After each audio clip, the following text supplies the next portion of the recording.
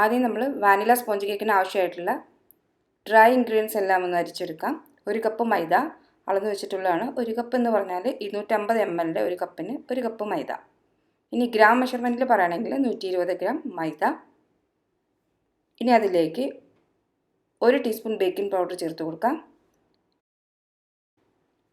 1/2 teaspoon ഉപ്പും കൂടി ചേർത്ത് കൊടുക്കുന്നുണ്ട്. എന്നിട്ട് ഇതുപോലെ നന്നായിട്ടൊന്ന് മിക്സ് ചെയ്തെടുക്കുക. 1-2 പ്രാവശ്യം നന്നായിട്ടൊന്ന് മിക്സ് ചെയ്തെടുക്കുക. ഇല്ലെങ്കിൽ അരിപ്പയിലിട്ടൊന്ന് മിക്സ് ചെയ്തെടുത്താലും മതി. ഞാനിവിടെ സ്റ്റാൻഡ് മിക്സർ ഉപയോഗിച്ചിട്ടാണ് മുട്ട ബീറ്റ് ചെയ്തെടുക്കുന്നത്. നിങ്ങൾക്ക് ഹാൻഡ് ബീറ്റർ ഉപയോഗിച്ച് മുട്ട ബീറ്റ് ചെയ്തെടുത്താലും മതി.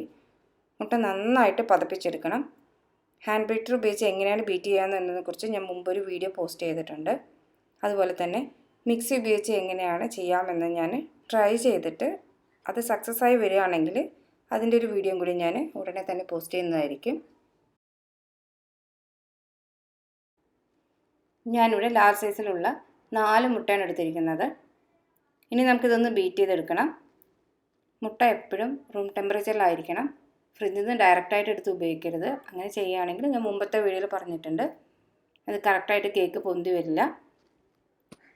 മുട്ട ഒന്ന് പതഞ്ഞ് വരുന്ന സമയത്ത് നമുക്കിതിലേക്ക് ഒരു 3/4 കപ്പ് പഞ്ചസാര ചേർത്ത് കൊടുക്കാം.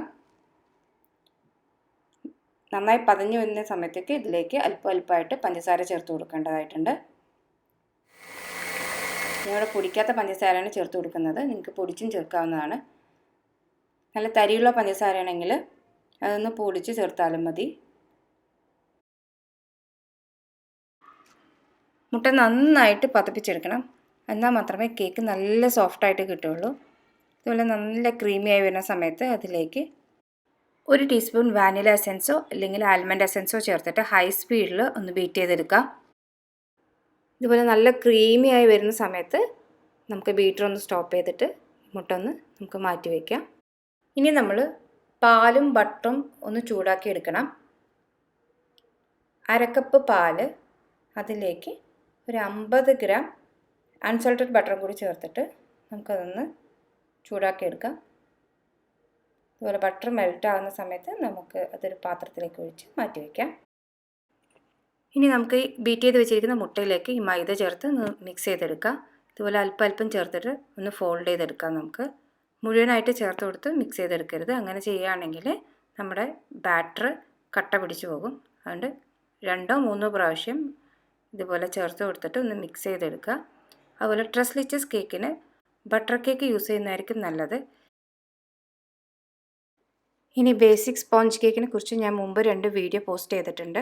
വല്ല ഡൗട്ടുള്ളവർ ആ വീഡിയോ ഒന്ന് കാണുക.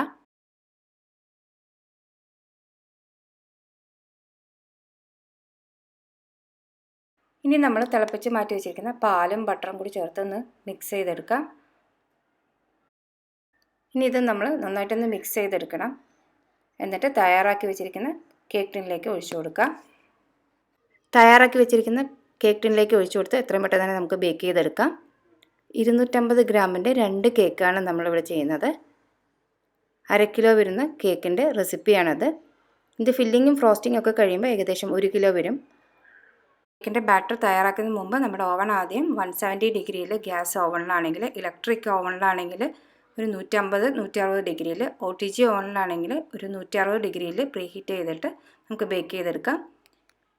ഇതുപോലെ 2 പ്രാവശ്യം ഒന്ന് ടാപ്പ് ചെയ്ത് കൊടുത്തിട്ട് പ്രീ ഹീറ്റഡ് ഓവനിലേക്ക് വെച്ച് കൊടുത്തിട്ട് ഒരു 35-40 മിനിറ്റിൽ ബേക്ക് ചെയ്തെടുക്കാം. ഇനി ഓവൻ ഇല്ലാത്തവരാണെങ്കിൽ ഇതുപോലെ സ്റ്റൗ ടോപ്പിൽ വെച്ചിട്ട് നമുക്ക് കേക്ക് ബേക്ക് ചെയ്യാവുന്നതാണ്. ഇതുപോലെ ഒരു പാത്രം അടുപ്പിൽ വെച്ച് കൊടുക്കുക. അതിലേക്ക് ഉപ്പിട്ടിട്ട് ലോ ഫ്ലെയിമിൽ 10 മിനിറ്റ് ഒന്ന് ചൂടാക്കാൻ ഇടുക. തയ്യാറാക്കി വെച്ചിരിക്കുന്ന കേക്ക് ബാറ്റർ എത്രയും പെട്ടെന്ന് ഇതിൻ്റെ അകത്തേക്ക് വെച്ച് കൊടുത്തിട്ട് 40-45 മിനിറ്റ് വരെ ഒന്ന് ബേക്ക് ചെയ്തെടുക്കുക. ആദ്യത്തെ 20-25 മിനിറ്റ് വരെ അത് തുറന്നു നോക്കരുത്. ഇനി കേക്കിലേക്ക് ആവശ്യമായിട്ടുള്ള ക്രീം ഒന്ന് അളന്നെടുക്കാം. ഞാനിവിടെ നോൺ ഡയറി ക്രീമാണ് യൂസ് ചെയ്തിരിക്കുന്നത്. ഇനി ഡയറി ക്രീം വേണ്ടവർക്ക് 35-40% ഫാറ്റ് വരുന്ന ക്രീം ഉപയോഗിക്കാം.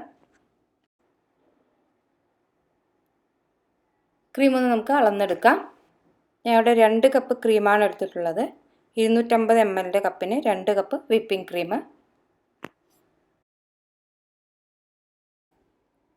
ഇനി ക്രീം ഒന്ന് ബീറ്റ് ചെയ്തെടുക്കാം.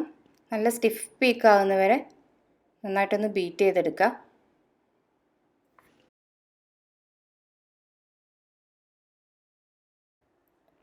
മൂന്ന് തരം പാൽ ഉപയോഗിച്ചിട്ടാണ് നമ്മൾ ഈ കേക്ക് സോക്കിംഗ് ചെയ്തെടുക്കുന്നത്.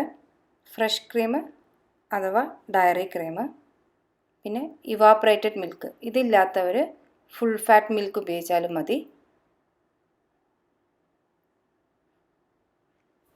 ഇനി അടുത്തായിട്ട് condense milk, sweet condense milk.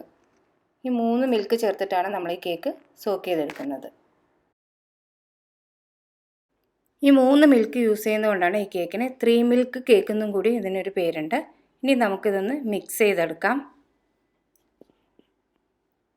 Evaporated milk അല്ലെങ്കിൽ ഫുൾ ഫാറ്റ് മിൽക്ക് 170 ml ടിന്നാണ് ഞാൻ എടുത്തിരിക്കുന്നത്. നിങ്ങൾക്ക് 200 ml വരെ നിങ്ങൾക്ക് യൂസ് ചെയ്യാം. അല്ലെങ്കിൽ അതിൽ കൂടുതൽ, കേക്കിൻ്റെ അളവനുസരിച്ച് നന്നായിട്ട് സോക്ക് ചെയ്യണമെങ്കിൽ കൂടുതൽ യൂസ് ചെയ്യാം. അതിലേക്ക് 3/4 കപ്പ് കണ്ടൻസ് മിൽക്ക് ആഡ് ചെയ്യുന്നുണ്ട്. അതുപോലെ മധുരം കൂടുതൽ വേണം എന്നുള്ളവർക്ക് കൂടുതൽ മധുരം ആഡ് ചെയ്യാം. 3/4 കപ്പ് കണ്ടൻസ് മിൽക്ക് ചേർത്ത് കൊടുക്കുന്നുണ്ട്.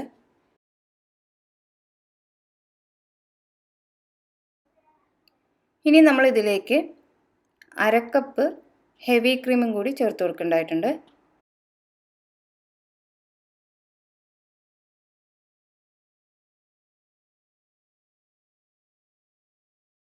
ഇനി ഇത് മൂന്നും നന്നായിട്ടൊന്ന് മിക്സ് ചെയ്ത് മാറ്റി വയ്ക്കാം.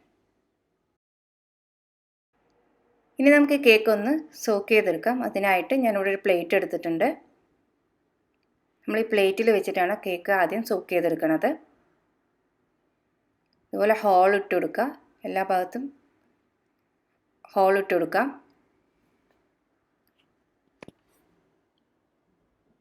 എന്നിട്ട് നമ്മൾ തയ്യാറാക്കി വെച്ചിരിക്കുന്ന മിൽക്ക് ഇതിലേക്ക് ഒഴിച്ചു കൊടുക്കാം. നന്നായിട്ട് സോക്ക് ചെയ്തെടുക്കണം. എന്നാലേ ഈ കേക്കിൻ്റെ ടേസ്റ്റ് തന്നെ ഇതിൽ സോക്കിങ്ങിലാണ്. ഇതൊരു പുഡിംഗ് ടൈപ്പ് വരുന്ന കേക്കാണ്. അപ്പോൾ ഇതുപോലെ നന്നായിട്ട് നനച്ചെടുക്കണം കേക്ക്. ഇനി നമുക്ക് ഈ കേക്ക് ഒന്ന് ഡെക്കറേറ്റ് ചെയ്തെടുക്കാം. അതിനായിട്ട് ഒരു കേക്ക് ബോർഡ് വെച്ച് അല്പം ക്രീം ഒന്ന് തേച്ച് കൊടുക്കാം. കേക്ക് നന്നായിട്ട് സോക്ക് ചെയ്തിട്ടുള്ളതാണ്. ഇതിനെ നമുക്ക് പതുക്കെ പൊക്കിയിട്ട് കേക്ക് ഡ്രമ്മിലേക്ക് വെച്ച് കൊടുക്കാം. നല്ല സോഫ്റ്റുള്ള കേക്കാണ്. അതുപോലെ നല്ല ടേസ്റ്റുള്ള കേക്കാണ്. എല്ലാവരും ഒരു പ്രാവശ്യമെങ്കിലും ഇത് ട്രൈ ചെയ്ത് നോക്കുക. രണ്ടാമത്തെ കേക്കും ഇതുപോലെ തന്നെ നന്നായിട്ട് നനച്ചെടുക്കുക. ഇനി ആവശ്യത്തിനുള്ള ക്രീം ആദ്യത്തെ കേക്കിലേക്ക് ഇട്ട് കൊടുത്തിട്ട് നമുക്കതൊന്ന് ഫില്ലിങ് ചെയ്തെടുക്കാം.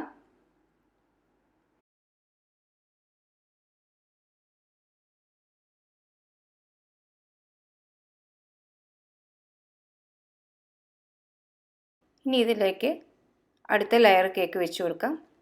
കേക്കൊന്ന് അപ്സൈഡ് ഡൗൺ ആക്കിയിട്ട് വേണം വെക്കാനായിട്ട്. എന്നിട്ട് ഇതുപോലെ ഹോൾസ് ഇട്ട് കൊടുക്കാം.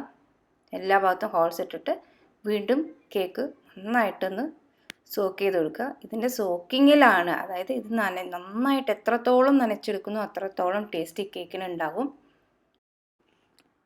ഇനി നമുക്ക് ഈ കേക്ക് ഒന്ന് ഫ്രോസ്റ്റിംഗ് ചെയ്തെടുക്കാം. ആദ്യം കേക്കിൻ്റെ ടോപ്പിൽ ഇട്ടിട്ട് വേണം ഫ്രോസ്റ്റിംഗ് ചെയ്തെടുക്കേണ്ടത്. ഫ്രോസ്റ്റിംഗ് ചെയ്യുമ്പോൾ പതുക്കെ വേണം ചെയ്യാൻ, കാരണം കേക്ക് നല്ല സോഫ്റ്റാണ്. നിങ്ങൾക്ക് വേണമെങ്കിൽ 1 മണിക്കൂർ ഒന്ന് ഫ്രിഡ്ജിൽ ഒന്ന് വെച്ചിട്ട് ഒന്ന് സെറ്റായതിന് ശേഷം ഇതുപോലെ നമുക്കൊന്ന് ഫ്രോസ്റ്റിംഗ് ചെയ്തെടുക്കാം.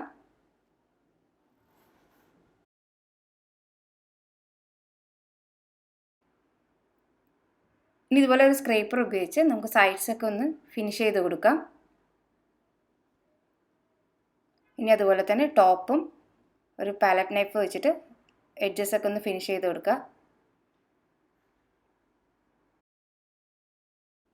കേക്ക് ഉണ്ടാക്കുന്ന പോലെ തന്നെ അതിൻ്റെ ഡെക്കറേഷന് വലിയൊരു പ്രാധാന്യമുണ്ട്. നിങ്ങൾക്ക് വേണമെങ്കിൽ ഇതുപോലെ റിബൺ വെച്ച് അതിൻ്റെ ബോർഡ് ഒന്ന് ഡെക്കറേറ്റ് ചെയ്ത് കൊടുക്കാം. ഇനി നമുക്കിതിലേക്ക് ഇതുപോലെ റോസെറ്റ്സ്, ചെറിയ ചെറിയ റോസുകൾ ഉണ്ടാക്കിയിട്ട് നമുക്കൊന്ന് ഫിനിഷ് ചെയ്തെടുക്കാം. ഡെക്കറേഷനൊക്കെ ഓരോരുത്തരുടെ താല്പര്യമനുസരിച്ച് എങ്ങനെ വേണം ചെയ്യാവുന്നതാണ്. ഇനി ഇതിലേക്ക് ലീഫ് വെച്ച് കൊടുക്കുന്നുണ്ട്. ഇത് ഞാൻ ലാസ്റ്റ് ഇയർ ചെയ്തൊരു ലെച്ചസ് കേക്കാണ്. നിങ്ങൾക്ക് ഇങ്ങനെയും ചെയ്യാവുന്നതാണ്. ഇനി നമുക്കിതൊന്ന് ഫിനിഷ് ചെയ്ത് കഴിഞ്ഞിട്ട് ഇതിൻ്റെ ടോപ്പിൽ കുറച്ച് പിസ്ത ഇട്ടിട്ട് ഒന്ന് ഡെക്കറേറ്റ് ചെയ്ത് കൊടുക്കാം.